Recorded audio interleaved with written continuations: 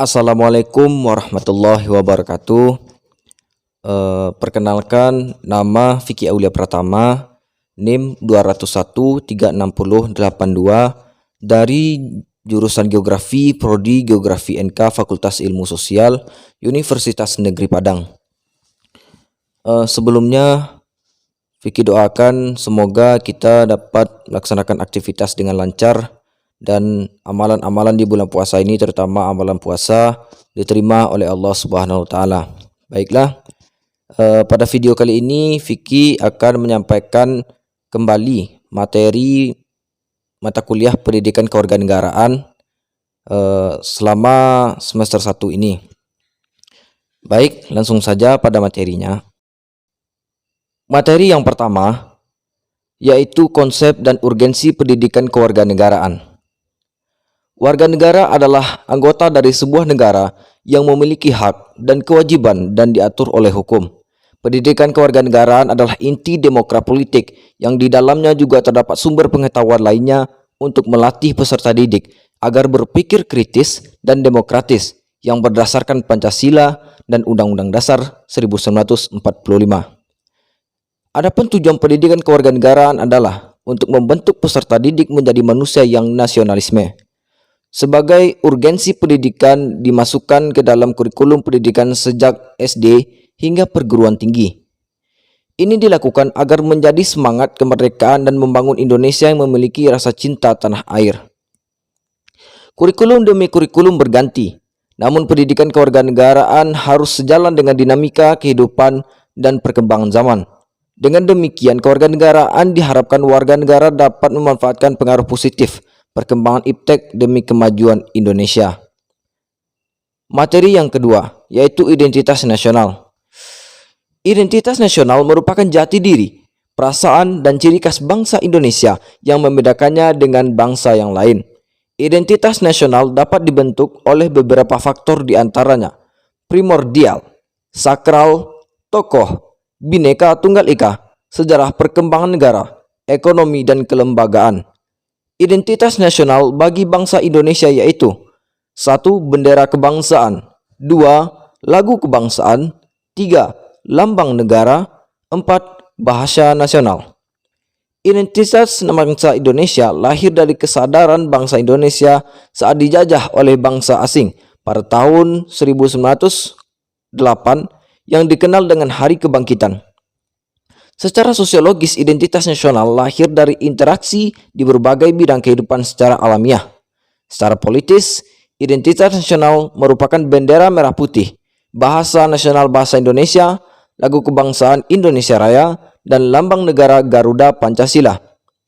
Pancasila tidak hanya sebagai identitas nasional, melainkan cerminan jati diri bangsa dalam wujud psikis, yakni watak dan perilaku bangsa Indonesia.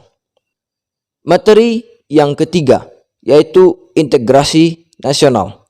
Integrasi nasional adalah proses mempersatukan unsur-unsur atau elemen yang terpisah menjadi kesatuan yang lebih kokoh dan kuat.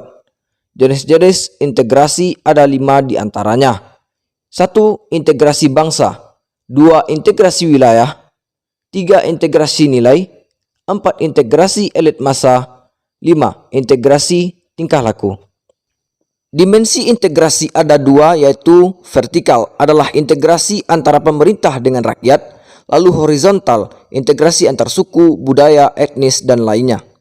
Dan aspek integrasi yaitu aspek politik, sosial, dan budaya. Pengembangan integrasi dapat dilakukan melalui pendekatan yaitu 1. Ancaman dari luar, 2. Gaya politik kepemimpinan, 3. Kekuatan kelembagaan politik, 4. Ideologi nasional, 5. Kesempatan membangun ekonomi.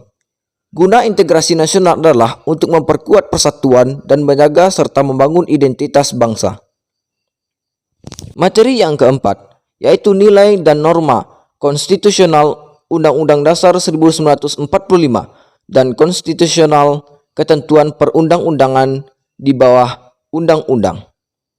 Konstitusi adalah seperangkat aturan baik yang tertulis maupun yang tidak tertulis untuk mengatur pembentukan dan jalannya lembaga negara.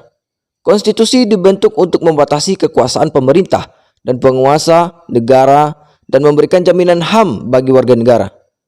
Tuntutan perubahan undang-undang menjadi kebutuhan rakyat dan oleh sebab itu MPR RI melakukan perubahan secara sistematis selama 4 kali perubahan. Materi yang kelima dan keenam yaitu Konstitusi Undang-Undang Dasar 1945. Konstitusi merupakan hukum dasar dalam penyelenggaraan negara. Seiring perkembangan Indonesia, ternyata telah terjadi dinamika ketatanegaraan seiring bertambahnya konstitusi atau undang-undang dasar. Dengan telah selesai perubahan undang-undang dasar yang keempat kalinya, maka saat sekarang dianggap telah selesai. Konstitusi memiliki kedudukan supremasi dalam suatu negara, yaitu kedudukan tertinggi dalam struktur hukum suatu negara. Undang-Undang Dasar 1945 lah yang menduduki tingkat tertinggi dalam jenjang norma hukum di Indonesia.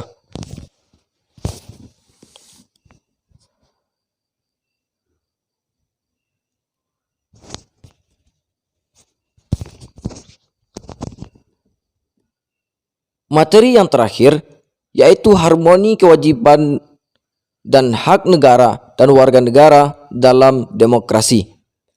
Hak merupakan sesuatu yang menjadi kepemilikan individu atau kelompok, sedangkan kewajiban merupakan sesuatu yang harus dilakukan oleh individu atau kelompok. Hak tidak bisa dipisahkan dengan kewajiban, karena setiap hak diiringi dengan kewajiban, begitu sebaliknya. Secara historis, penegakan HAM terjadi pada peristiwa di negara barat. Secara sosiologis yang terjadi, gejala sosial fundamental yang melahirkan HAM, dan secara politis yaitu dengan perubahan Undang-Undang Dasar 1945. Itu terjadi pada saat era awal reformasi yang dilakukan oleh masyarakat dan mahasiswa.